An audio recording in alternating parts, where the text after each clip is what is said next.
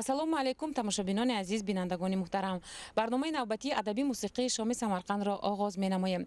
вақте ки шумо ба музеи марказии кишваршиносии шаҳри Самарқанд дохил мешавед, дар тарафи дасти чап шумо ба як аспи оҳанин во мехӯред, чунки дар давраи қадим ин трактори қадимаро аспи оҳанин мегуфтанд ва шеърҳои бисёре дар бораи он эҷод карда буданд. аспи оҳанин омад бо ғурғур, рӯи кӯча ва ҳавлиро кард бо овоз пур. Мана чунин шеърҳои фольклорҳои қадимаро мо дар бисёре аз китобҳо хонда метавонем.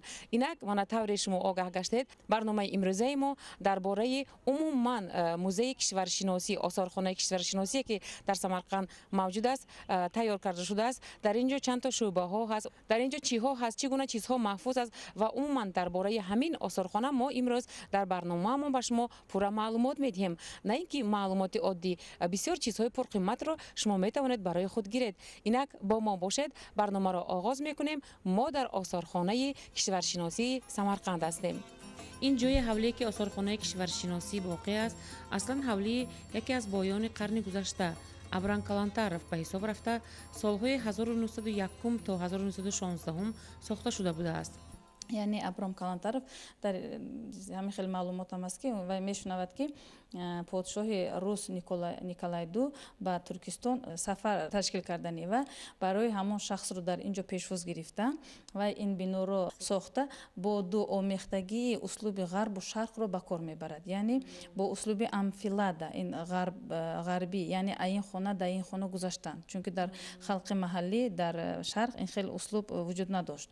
Бинобар ин мана ҳоло шумо ки дидед аз як хона ба дигар хона ҳамин дар як вай дар ҳасту ҳамин аз хонаи як масалан ин аз яъне аз ғарб ба мо дар омадааст. аз шарқхона бошад ин чӣ тавре ки медонед хобгоҳ дигар алоҳида буд, меҳмонхона алоҳида буд, ҳаме якдигар алоҳида аз бас ки шарқ аст. Бинобар ин соли 1902 то соли 1916 ин биноро бунёд мекунад. дар соли 1920 бо ихтиёри худ ин биноро ба давлат месупорад ва худи Абром Калантаров дар ҳамон маҳаллаи яҳудиҳо то соли 1951-52 то охири умри худ дар ҳамон ҷо зиндагӣ ба сар мебарад. тамошобини нуқтазанд, шумо аллакай фаҳмидед ки соҳиби хона кӣ буду, чӣ гуна сохта шуда буд. акнун мо усули беҳтарини зисти хонаҳои гузаштагони худро ба шумо нишон медиҳем ки асрҳои гузашта дар ҳамаи давлатҳои шарқ ҳавлиҳо даруниву берунӣ буданд ва агар мардон дар ҳавлии берун бо корҳои гуногун шуғул варзанд, дар ҳавлии дохилӣ занҳо духтарон пурра бо кори таъмини оила бо маводҳои зарурии зисту либос, хӯрок машғул буданд. ва боз як хонаи дигаре ки мо ҳоло гузаштем ҳавлии берун ном дорад ва дар бораи он ҳоло ҳозир мана мутахассиса мо маълумот медиҳанд ки он мансуби асри 19 будааст. асри 19 ба омада ин шаҳри муҳомба одамҳо ҳар хел қабилаҳо аз азал як ҷой ба шишта ҳавлии ҷо мекардагӣ, гузарҳо мекардагӣ. ин гузарҳо номи ҳамин косибоба мешудагӣ. барои ҳамин гузарҳо моя номаш ҳозир мондагӣ сӯзангарон, оҳангарон, зингарон гуфтани гузар. ҳозир ман музеи муҳомба тасвир кардаги ҷой деҳқони ба давлата хонешон, ҳавлешон. инҷа ба мани хеле иморатҳои ки дигар ҷо ба дида намешуд, хона даҳлез ё ки дута хона пешаш манам хеле пешайвонӣ кушодагӣ мешудагӣ. пешайвонҳо ҷудоям чӯб уйма кори кади оро додагӣ. ин пешайвонҳо ҷудо муҳим ролаш, барое ки ино тоистон ба салқинӣ метиян. пешайвони кушодагӣ вақти зимистон ба вақти барфу борон ба аз намигарӣ аз барфу борон нигоҳ медоранд иморатҳои мишитагӣ ҷоҳошона. боз ин айвонҳои кушодагӣ масалан ман ин ҳавли берун ба инҷа ба соҳиби хона меҳмон қабул карда мӯлтари ҳамин одамоя устохонаешам ё ки ваяшам ҳамин ҳавли берун ба мешудагӣ меҳмонхона, устохона, корхона ҳамеш як ҷо ба мешудагӣ. ҳамин ҷа ба савдо мекардагӣ ҷоям будагӣ. инҷа ба заифҳо хонаи рӯзғора кораш кади банд шуда дар ҳавли дарун ба мешитагӣ. мана як чет ба ма инҷа ба мо нишон додагӣ ҳозир анҷомҳои асп.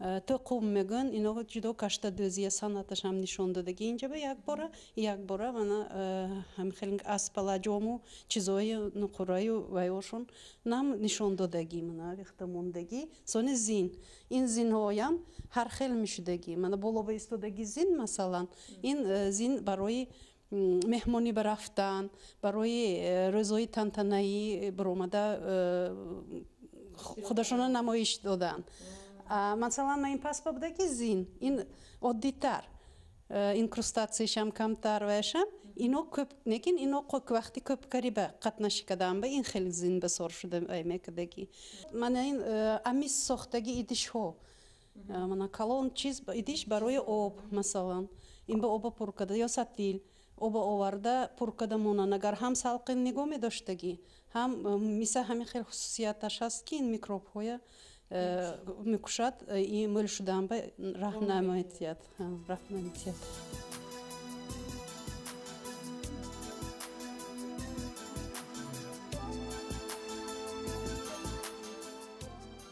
اسبابی بافندگی نشان دادگی اینجا به ضعیف ها رسپون بافته از رسپون متاها بافته برای آیله‌شون برای لباسای خودشون متاها تیار میکردن هم کشته دوزی هم جدایم هم خاندانبا بودگی دخترها از یاشیگریش سرکده کشته دوزی یاد میگفتگی تا وقتی توی شده شوهر ببرمدگاشونه بیساتشونه پر میکردگی دختر از قاخمه سرکده ایروش تا سوزنی های کلونی خوشره دختر نشان میدادگی لباس های زن ها هم جدایم از متاهای خوشره شده من اینجا به منیکن بپشانده موندگی کتوهای شویی کالتاچه های بخمال رومالای فرنگ قلپاقای زردوزی پپکای نقره برای ضعیفا عادت بودگی پشت گشتن و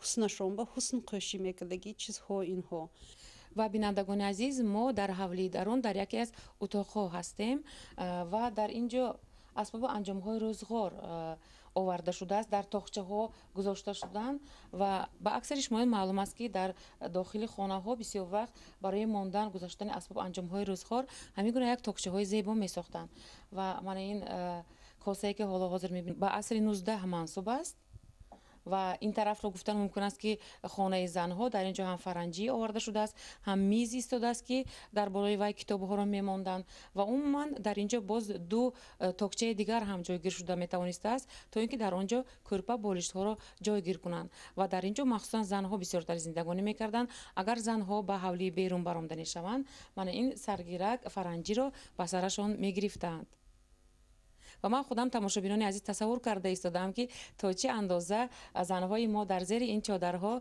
سفید و خوشروی رویهاشون تازه بوده است. در حولی درونی زنهای از ازل مهنت دوستی سرزمینی ما با یگان هنر مشغول بوده به رفت زندگانی یاری میرسانیدند. بغیر از آن در اکسپوزیسیای حولی درونی ظرفهای روزگار از قبیل دیگ و کاسه و منقلدانها، تنور و ستولها، دیگ و ستیلهای میسین گذاشته شدند که این ظرفهای خانگی از اولاد به اولاد داده شده می آمدند. آن اکسپوناتی که حالا حاضر شما تماشابینان عزیز دیده ایستاده اید منسوب است به عصر 19 هم. این چیز رو هم در این شعبه یکی از اکسپونات های پرقیمت حساب دارند برای آنکه شخصی که در عصر 19 انداز را جمع می کرده است پول را در همین نگاه می داشته است. پس ما برای به قسم دیگر آثارخانه رفتن به بیرون به حولی برآمده به قبر سنگ ها دچار شدیم. چگونه سنگ ها هستند که از کجا آورده شدن؟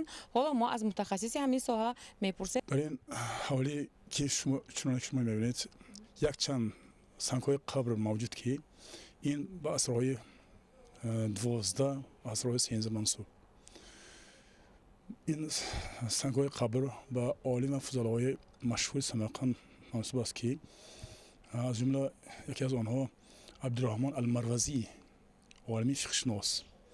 دوم هم اینچنین به عصر 12 منسوب بوده به یکی از علمای فقه‌شناسی عصر 13 منسوب است و غیر از این یک دو سنگ‌های باقی مانده با یکی از شاهزاده‌ها عصر 13 و با یکی از شاهزاده‌های عصر 14 منصوب است. به ما معلوم که تا عصرهای میانه تا عصرهای 12 به بالای قبر سنگ‌های قیراق سنگ‌ها مانده می‌شد.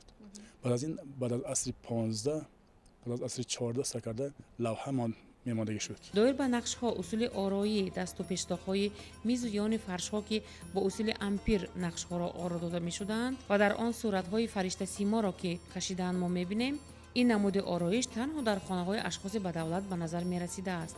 дар бораи ҷиҳозҳо гӯем ин ҷиҳозро ҷиҳози наполеон меноманд.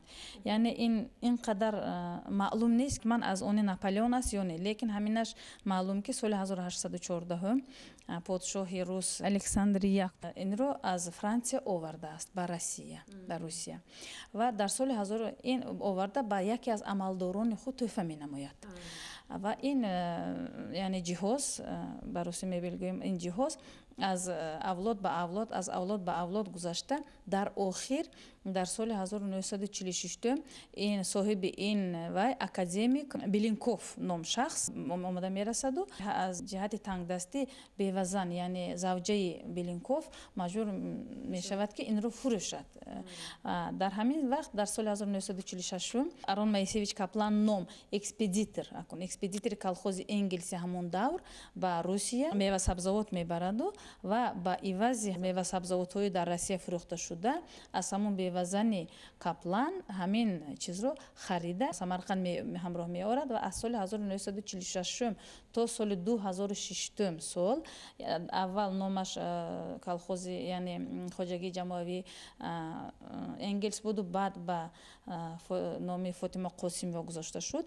ин дар ҳамонҷо маҳфуз буд дар утоқи хории ҳамон раиси колхози ҳамон Фотима Қосимова ва 2006 сол аз тарафи ҳамон раиси колхоз Фарҳод Муталлибов ин яъне ҷиҳозҳо ба осорхонаи таърихи маданияти шаҳри Самарқанд бо ихтиёри худ супорида мешавад ки яке аз бозёфтҳои бисёр зебо ноёб нодири осорхонаи мо дар ин рӯз ҳисоб меёбад.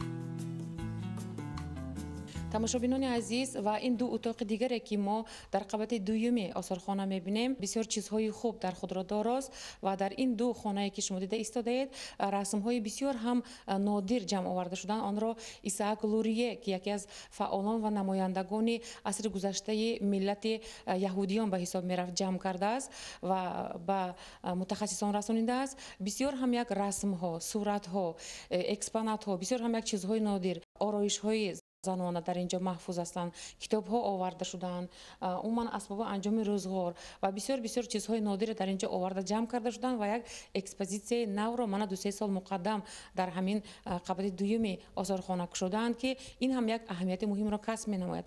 зеро ҳар яке аз мову шумо медонем ки дар Самарқанд намояндагони зиёда аз 100 миллатҳо зиндагонӣ мекунанд ва аҳлона умр ба сар мебаранд ва яке аз чунин миллатҳо яҳудиёни Самарқанд мебошанд ки онҳо урфу одат, анъана, маросим одатҳои худро дар баробари анъана маросим урфу одатҳои мардуми маҳаллӣ бурда ва онро нигаҳ дошта ва мана бинед ки дар омода намудани ҳамин як экспозитсияи бисёр ҳам зебо саҳм гузор шудаанд.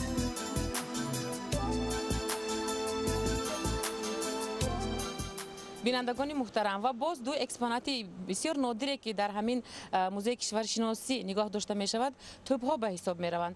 ин тӯбҳо як вақтҳо дар беруни дари осорхона буданд, ҳоло ҳозир бошад дар дохилаш ҳастанд. мо боз ба мутахассис муроҷиат мекунем барои чӣ? ин тӯбҳо яке аз экспонатҳои нодир ва рамзи осорхона ба ҳисоб меравад. чанде пеш самарқандиён агар онҳоро дар беруни музей дида бошанд, алҳо бо мақсади хубтар нигоҳ доштани онҳо ин тӯбҳоро ба дохили ҳавлӣ гирифтаем. дар болои лафетҳо соли сохта шуданаш асри 18 буда, тӯби калонтаринаш ки чун сари аждаҳо ба назар менамояд, тӯби крепостной ном дошта, охирҳои асри 18 бо фармоиши роҳбари ҳарбии ҳамон давраи Самарқанд Султон Рустам Лашкар сохта шуда, тӯби дуюм ки ҳаҷман хурдтар аст тахминан дар ҳамон вақт сохта шудааст, вале дар ҳудуди давлати Эрон ва он тӯб тӯби Асадне ном доштааст.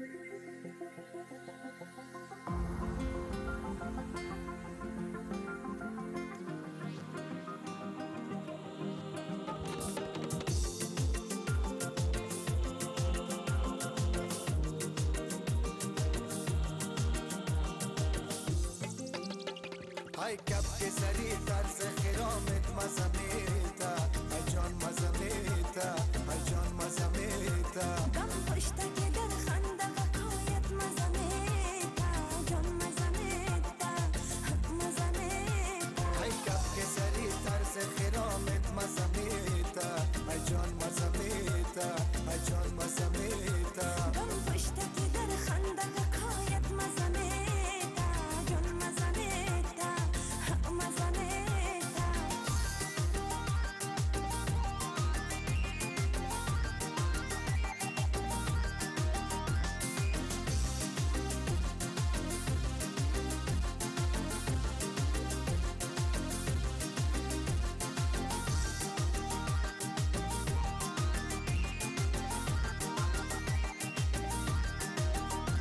میری بسوی دریا و میخنده لبانت میری بسوی دریا و میخنده لبانت میخنده لبانت میخنده لبانت میخنده لبانت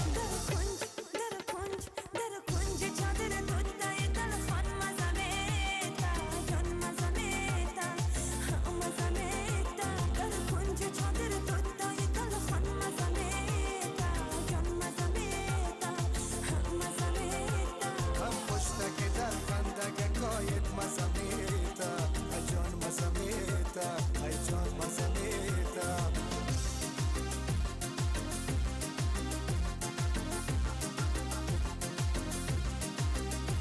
چشمان خماری تو را صدقه شموم یاد چشمان خماری تو را صدقه شموم یاد آی صدقه شموم یاد آی صدقه شموم یاد آی صدقه شموم یاد چشمت زدنت سوی حریفان مزمیتا مزمیتا مزمیتا چشمت زدنت سوی حریفان مزمیتا مزمیتا مزمیتا هم پشته که در خندگه کایت مزمیتا جان مزمیتا ای جان مزمیتا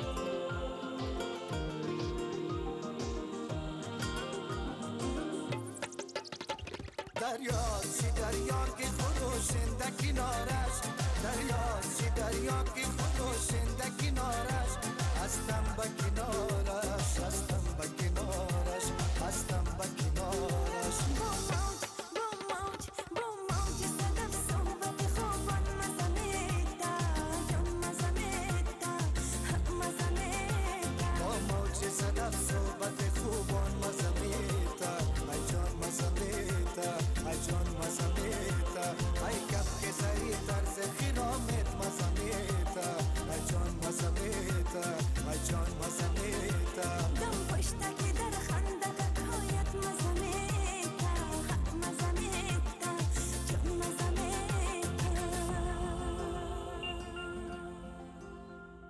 بینندگان محترم، تماشابینان عزیز، وقتی که ما از آثارخانه ولایتی کشورشناسی به بیرون میبر آمدیم و همراه متخصصان خیر خوش میکردیم با ما باز یک چیز عجیب رو گفتن. من همین درهای زیبای کلانی که شما میبینید در همان وقتها در وقتهای ساخته شدنی همین بینا همین حولی ساخته شده بوده است سالهای 1902 1916 هم و بسیار هم یک درهای بقوت زیبا و عالی جناب و تاریخی اند. این هم یک تاریخ است نادری و بسیار هم یک پرقیمت بودن همین جای همین منزل مکان را ما آغاز از دروازه‌اش دیده میتوانیم. در همین جا برنامه نوبتی ادبی موسیقی شام سمرقند به پایان رسید. در برنامه‌های آینده ما قسم درباره هر یک اتاقی که در این آثارخانه موجود است معلومات‌های مشخص و پررو و دقت شما حواله کرده میتوانیم. با ما باشید، برنامه‌های ما دوام دارند تا هفته‌های آمده ایستاده صحت و سلامت باشید. خیر تماشابینان عزیز.